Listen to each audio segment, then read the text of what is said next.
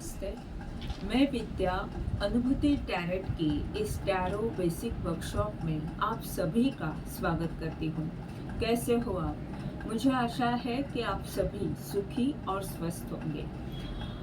इस tarot basic workshop के द्वारा हम ये समझेंगे कि किस तरह टैरो हमें रीडिंग के लिए, प्रेडिक्शन देने के लिए मदद करते हैं। किसी को अगर मार्गदर्शन चाहिए, कोई निर्णय लेना है, तो कैसे ये कार्ड्स हमें सही राय देते हैं, सही मदद करते हैं, ये हम इसके द्वारा देखेंगे।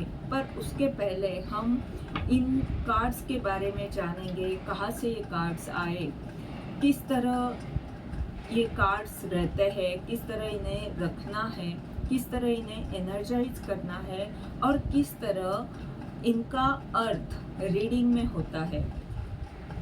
हर बात को हम अच्छी तरह समझेंगे और उसके बाद कौन से प्रकार टैरो रीडिंग के रहते हैं, वो सभी जानकारी आपको देने के बाद आप में वो आत्मविश्वास आ जाएगा कि आप अपनी या अपने घर के सदस्यों की रीडिंग कर सकते हैं। अब हम देखते हैं ये टैरो कार्ड्स कहाँ से आए।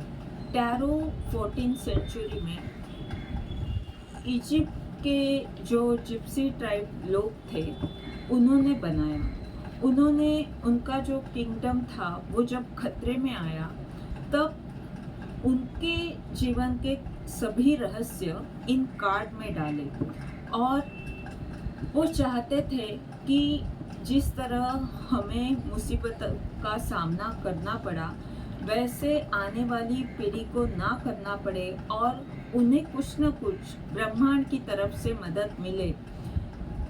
इसलिए उन्होंने ये कार्ड्स बनाए ताकि आने वाली पीढ़ी को आसान हो जाए, उन्हें इस कार्ड के द्वारा मार्गदर्शन मिले। ये कार्ड्स हमें वो मार्गदर्शन करते हैं, हमारी ऊर्जा पकड़ते हैं। ये 78 कार्ड्स का डेक रहता है। इसमें मेजर अरकाना और माइनर अरकाना के कार्ड्स रहते हैं। मेजर अरकाना के 22 कार्ड्स और माइनर अरकाना के 56 कार्ड्स। इस तरह से 78 कार्ड्स का ये डेक बनता है। मेजर अरकाना के कार्ड्स जो है वो हमें हमारी जीवन की महत्वपूर्ण घटना को बताते हैं। यानी जब ये कार्ड आए तो उस कार्ड का जो प्रभाव है वो कई सालों तक रह सकता है।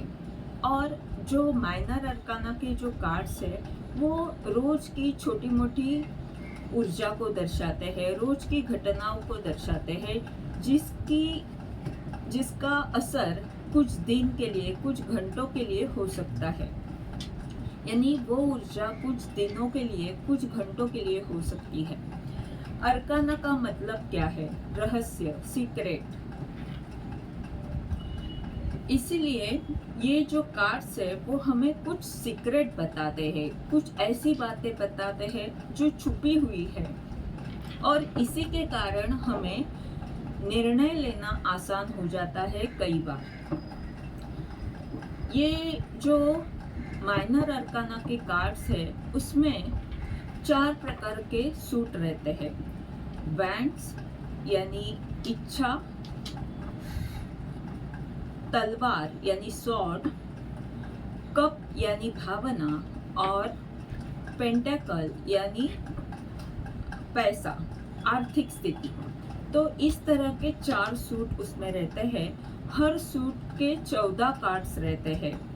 पहले 10 कार्ड एस टू 10 यानी एस से लेके 10 तक के जो कार्ड है उन्हें पिप कार्ड कहा जाता है।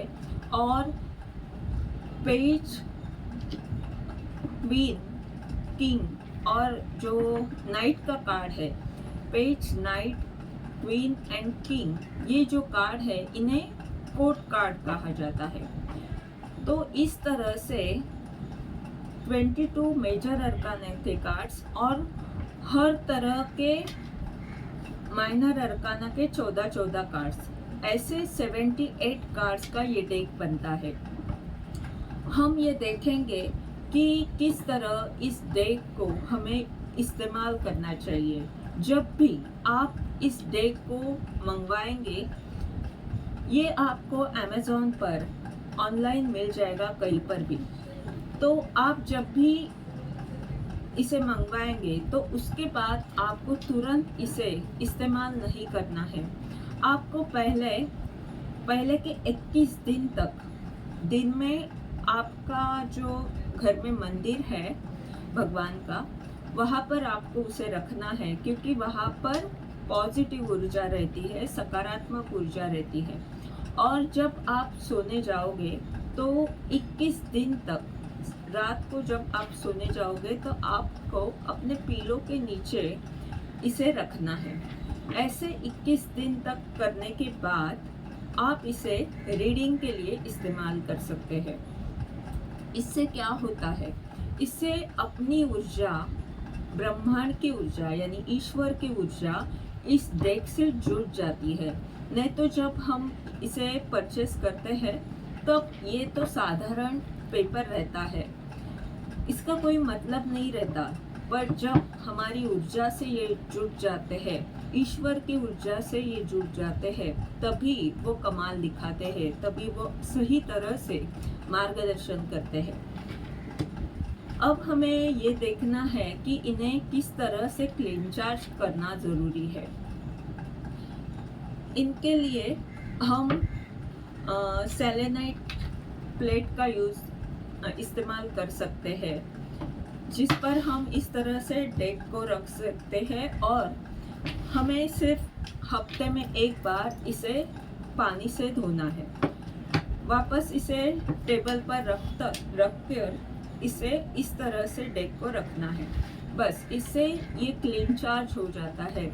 या तो आप धूप, अगरबत्ती, दिया लगा सकते हैं, इससे भी डेक क्लीन चार्ज हो सकता है। क्रिस्टल का इस्तेमाल कर सकते हैं, ये भी एक क्रिस्टल ही है, पर एक ये प्लेट है।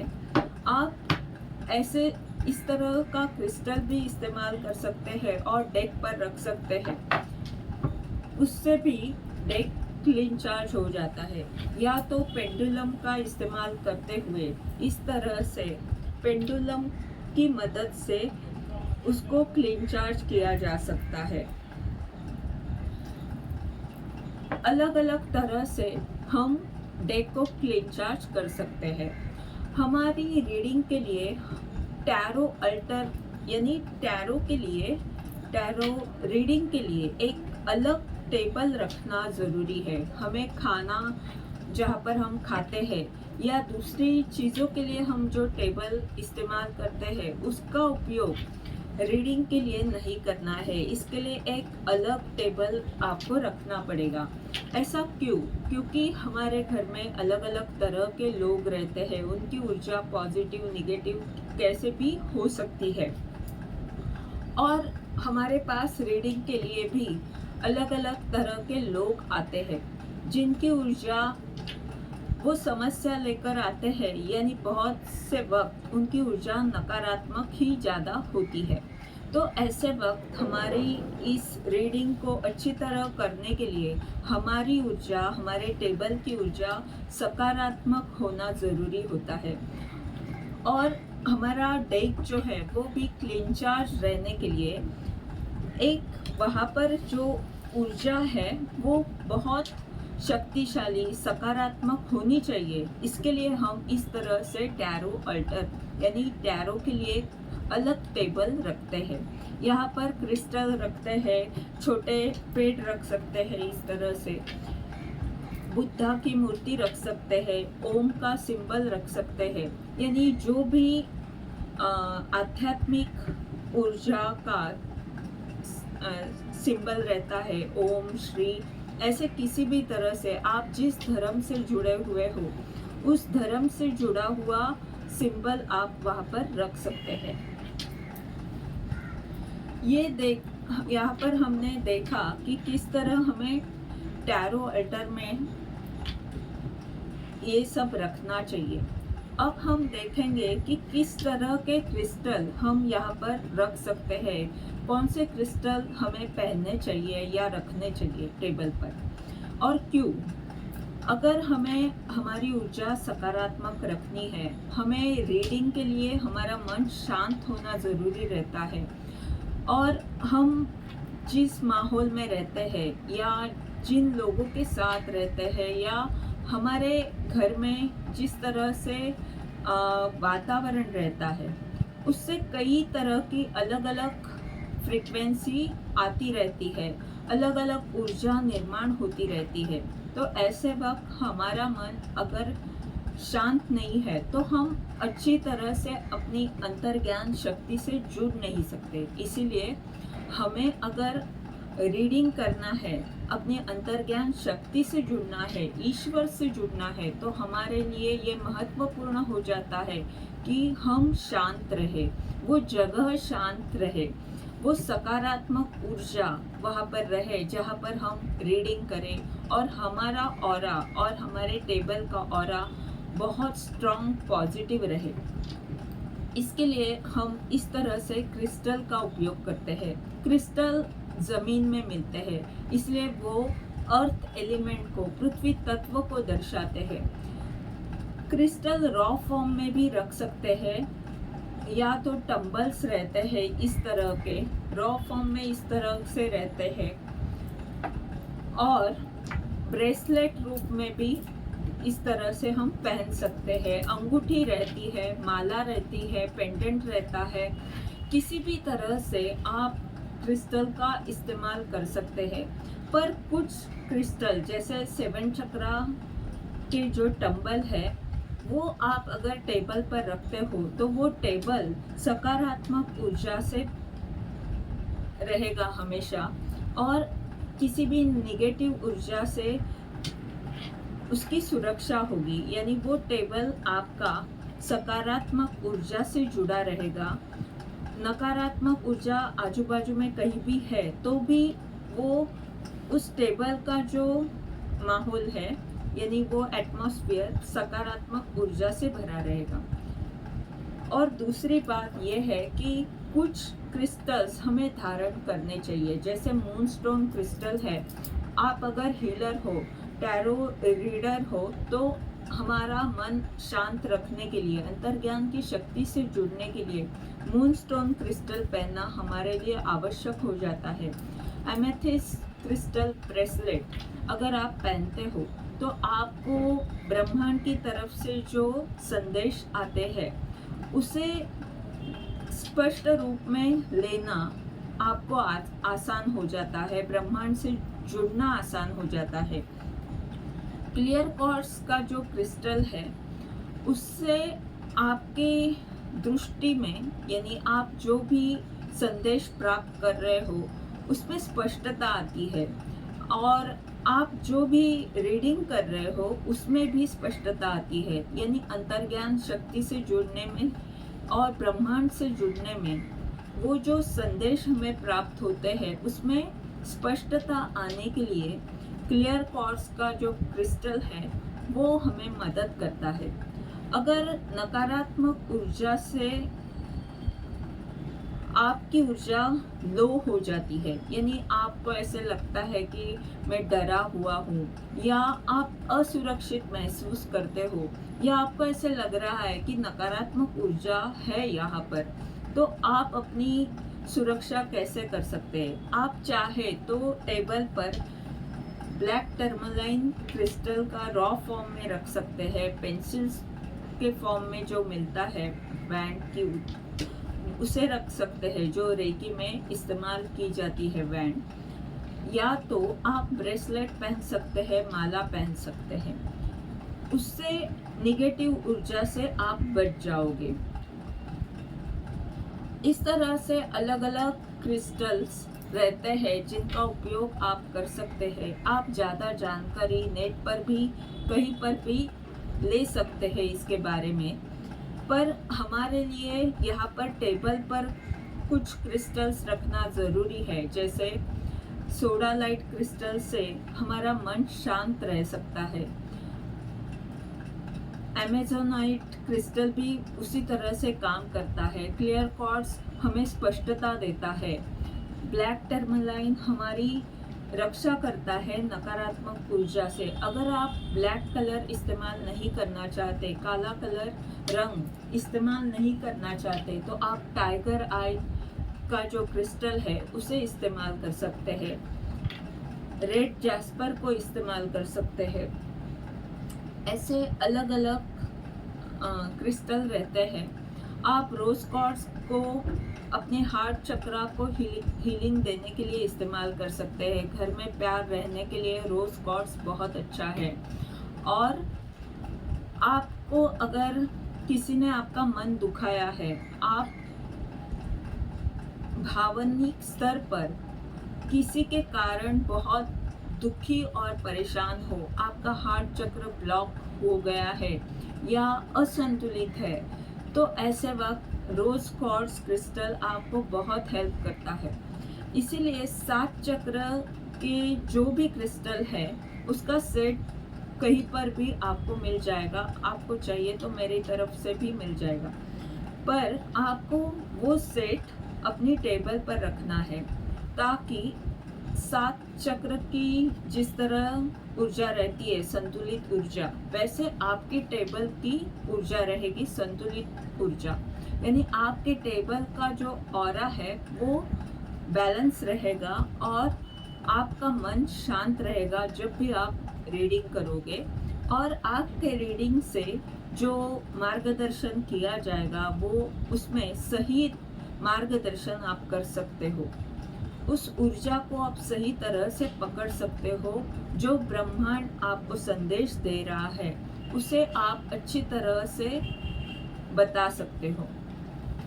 इस तरह से पूर्व तैयारी रीडिंग के पहले हमें करनी रहती है। अगले सेशन में हम हर कार्ड के बारे में जानेंगे। पहले हम मेजर अरकाना के जो भी कार्ड्स है उसके बारे में अर्थ देखेंगे, उसका रीडिंग में किस तरह से मतलब होता है। ये सभी बातें अगले सेशन में हम देखेंगे। हर रोज हम 3 से 5 कार्ड, उसके मतलब और उसकी जानकारी देखेंगे। और जब भी हमारी ये सभी कार्ड्स के बारे में हम जान लेंगे तो उसके बाद हम उसके द्वारा किस तरह से रीडिंग करते हैं इसके बारे में जानकारी लेंगे। किस तरह की अलग अलग स्प्रेड रहती है रीडिंग के लिए, और फिर हम प्रैक्टिस करेंगे कि किस तरह आपको रीडिंग करना है। मैं आपको कुछ प्रश्न दूंगी या कुछ ऐसा काम दूंगी जिससे आपको उस रीडिंग को करना है, और फिर हम चेक करेंगे कि आपको रीडिंग करना आ रहा है या नहीं आ रहा है, कहाँ पर आप गलत हो रहे हो। जो भी है, आप हर सेशन को अच्छी तरह समझें। उसमें जो भी डाउट आपको आते हैं, जो भी समस्या है, वो आप मुझे पूछें। व्हाट्सएप ग्रुप में आप पूछ सकते हो। और आप जब भी आप ये सेशन हो जाए उसके बाद बार बार इस रीडिंग को या इस रिकॉर्डिंग को आप सुनते हो तो आपको बहुत सारी चीज़ें तभी क्लियर हो जाएगी। यानी क्वेरी रहने के लिए सवाल नहीं आएगा अगर आप रिकॉर्डिंग अच्छी तरह सुनते हो। और हर सेशन के बाद आप ये प्रैक्टिस करते हो जैसे जैसे सिखाया जाता है आपको, तो आपके लिए आसान हो जाएगा, आपका आत्मविश्वास बढ़ जाएगा और रीडिंग करने के वक्त आप बड़े आसानी से उस रीडिंग को कर सकते हैं। शुरू में आपको ये डिफ़िकल्ट लग सकता है, पर जैसे जैसे आप आगे बढ़ते जाओगे, प्रैक्टिस करोगे, वैसे वैसे आपका आत्मविश्वास बढ़ता जाएगा। अब हम अगले सेशन में मिलते हैं, तब तक के लिए धन्यवाद।